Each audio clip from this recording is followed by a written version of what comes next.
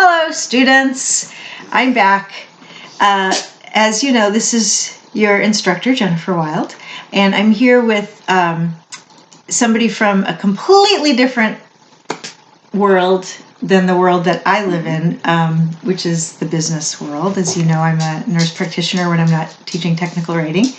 And Tom here is an executive director of a coffee business, I think. Mm-hmm. So I thought it would be valuable for you to hear from somebody in the business world about the type of writing that they do on a regular basis and how that might be different from not only the writing that we've done in class, but the writing that's done by somebody like Dr. Rainier, who we heard from last week in her academic science community. Mm-hmm. So thank you for being with us. Oh, thanks for having me. Please meet the technical writing class. Hello, everybody. First of all, could you please tell us your job title and kind of how you got there? Sure. I'm co-executive director of La Siembra. That's a co-op in Canada that does fair trade chocolates, sugar, and coffee, and imports it and sells it throughout the whole country there. And I got to that position because for a quarter century or more, I've been part of a group in the United States called Equal Exchange, which does a lot of the same things. And our organization sent me up there to help the Canadian organization. So you mentioned that it's a cooperative, so it's not necessarily the corporate world. Oh, Is that right? It still operates like a business, right? Mm. So it's a business where everybody who works there is an owner. Okay? And so just like a business, we've got managers, and the lead manager reports to a board of directors, like a regular company would have. And me and Kelly Story are the two co-executive directors, and we report to the board of directors for La Siembra. Yeah. Okay. And what did you do in your student days? I studied international relations and economics for undergraduate. I only went to undergraduate, and then worked for a little while for government, and then worked a little while in the private sector, and then moved into this kind of work with fair trade. So you have a bachelor's degree, right? Okay. In any of the jobs you've had so far, were any of them jobs that did not require writing? No, writing was really from day one. One of the important lessons of writing was certainly when at the government job, you had to learn how to write for cable, because it was before you had the email and internet. So to communicate with embassies overseas, you'd have to they would teletype it in there. What? And so you had to be very concise in your writing, because every letter counted. It was before there was ever an internet. And you had to also be very clear, because you had people who were all over the world, and a misunderstanding in international relations and government could lead to, major problems. Oh, yes.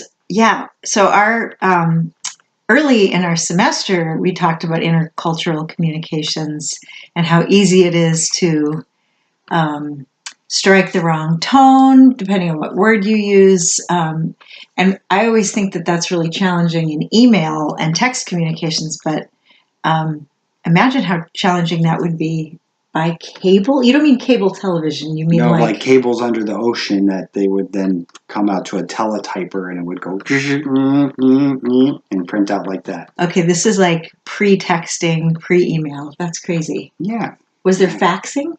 Nope. Well, there was faxing after I started working, but but the way government offices around the world communicated before the fax was the cable communications, teletext. Okay, mind blown. Right. Well, it's so important to make yourself understood clearly now with all the various ways of communication that we have. So that just sounds incredibly laborious, not only for you, but for the person receiving the teletyping at the other end. Anyway, the point is you really couldn't waste words. You can't waste words, and you can't be unclear. Yes. So it was even more important then, maybe, than it is now. To have that clarity. Well, cool. All right. Yeah. Thank you for that. So you said you're the executive director together with someone else. So who is your boss? A board of directors. Right? Okay. So there's 4 people who are co-owners of the company, and then one outside person who's a owner of the U.S. company. The 5 of them are a board of directors. And so most companies have a board of directors. A family business will often just name their own family as that, but that structure's there, and in that and that's a group that you need to keep highly informed, although they only meet a few times a year. So their writing clearly and thoughtfully is super important. Yeah. You may be thinking that having a board of directors doesn't sound like something you'll have to worry about, but I can tell you as a hospital employee, our hospital also has a board of directors. And while I might not report to them, certainly my boss's boss does. So yeah, that's interesting. Board of directors is not exclusive to the business or corporate world. So when you were in school, do you feel like you learned how to write the things that you write now? I would say no, because a lot of schooling was about getting a large page count, right? And exhaustively footnoted. And I think that is one thing that you want to have in research papers and you don't want to have in business papers. Yes. Okay. So I'm sure some of you students can relate to trying to get the page count up when you have to write a research paper, an essay or something, trying to get more words. But it sounds like in business you want to have fewer words. Yeah. Well, the busier your audience is, the fewer words you want to have, right? And so the more important it is to choose your words wisely, because they're going to not read that far down, right? And so you're trying to be very concise and inform about the most important aspects that would affect the business. Right? And so for example, I'll just thinking about you hire people from time to time, right? Yes. Okay. Yes. So when you get a cover letter and a resume, well, first of all, how do you get them? Do they tend to arrive electronically? Well, writing is, yes. People send in an email with attachments, and so they'll submit their application. And when we want people to apply for a job, we ask them for their resume and answers to essay questions. Right? Oh, okay, that's different. Yeah, well, how they write, how they analyze a question, and how they write is going to tell us how they communicate. And that's going to be so important for them both learning to communicate with their coworkers and then learning to communicate with customers or vendors.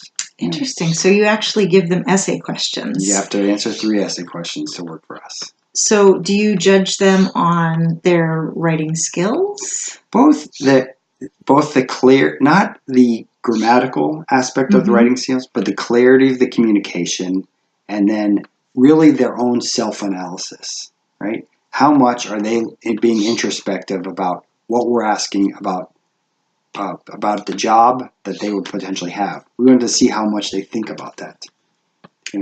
Okay, so you're assessing their communication skills and their thoughtfulness about the job, but all that has to come across in their essay questions. Yeah. Okay, got it.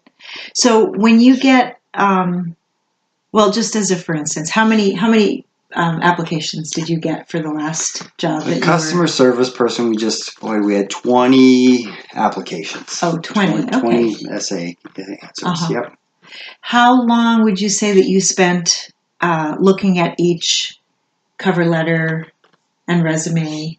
I would say each of the 3-person committee spent 10 minutes reading the information, and then we spent 10 minutes discussing it as a group. So every application got 20 minutes. Did every single application get that much time, or were there some applications that just got tossed in the bin from the beginning?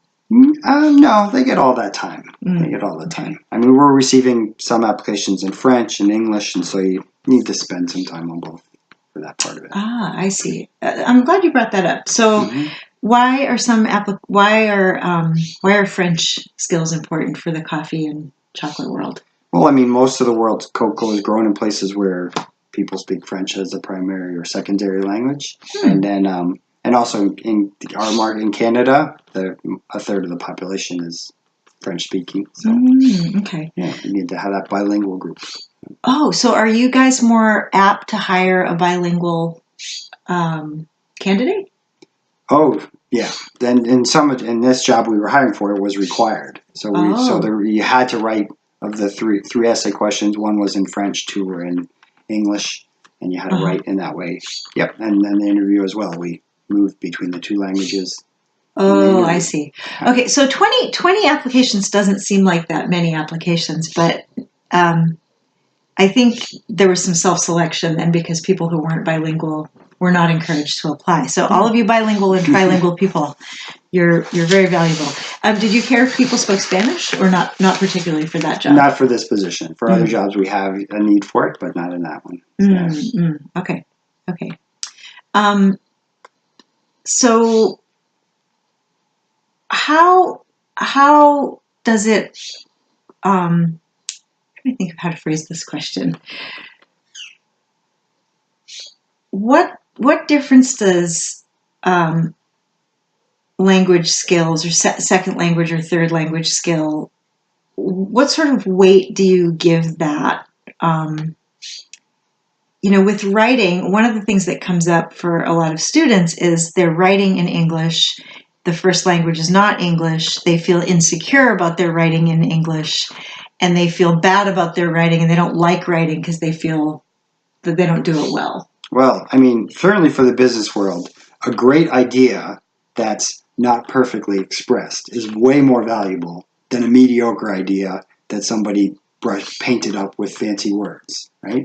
Okay. And so again, when you're getting that writing, you want to see what if people have good ideas or good analytical skills and are getting that if those points are there, then how fancy the words are, or if there's an error or two on the word selection or the grammar, that's not going to matter so much in the business world. Okay, right? That's good to know. On the other hand, you don't want. It's not very professional to get emails with a lot of errors, and then you don't want sloppy work. Right. Okay.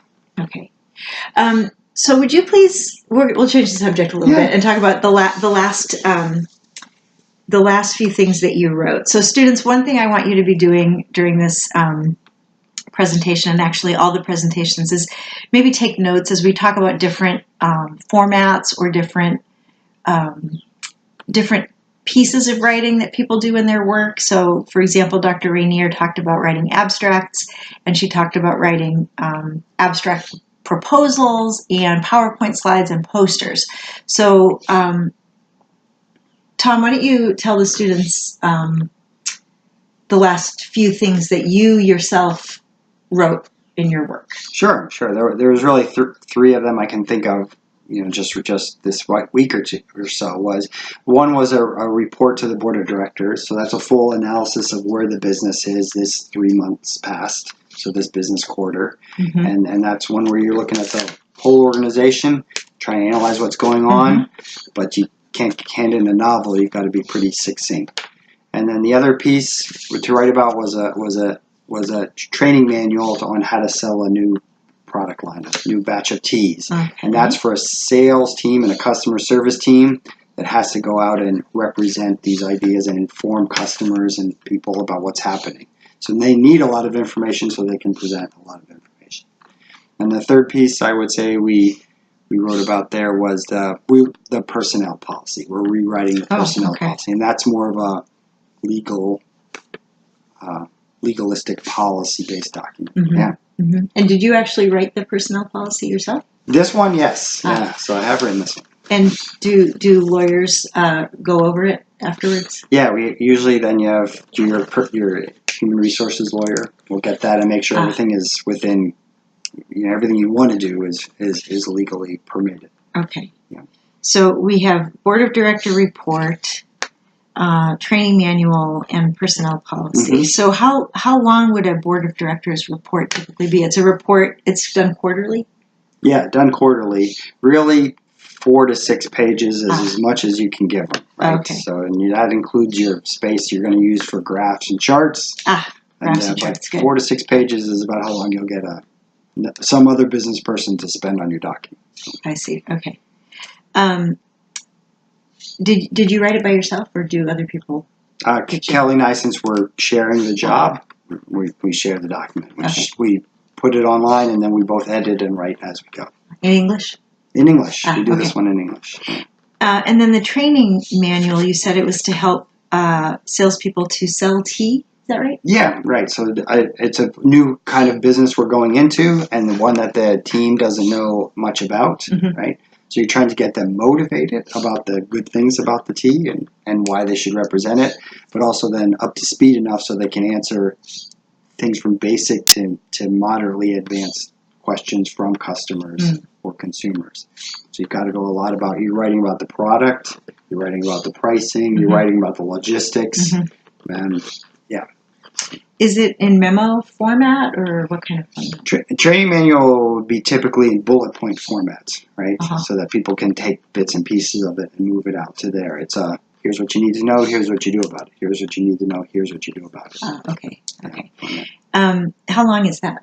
That one is really it's lots of pictures. If you took the pictures out, it would be maybe a page and a half. Yes, with visuals. all the pictures, Okay. it's 10 pages. 10 pages. Okay. Yeah. And then the personnel policy, that does not sound like much fun. No, that will put you right to sleep. And so if you're reading that, it's 15 pages of some stuff that's nice, like when are paid holidays, and you got to put that stuff in. Yes. Okay. But also other things like when can you take your family medical leave act time, right? Right. And you've got to write that in a very...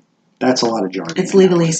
Well, you know what that makes me think of is our hospital right now is in the process of revising the bylaws. So our bylaws were really, they were just a dinosaur. They were so old-fashioned. I think it even had a section in it about how the women doctors are supposed to wear skirts and not pants. It was really this old document. And so we had a reading of it and went through a lot of the changes, and it was so incredibly boring.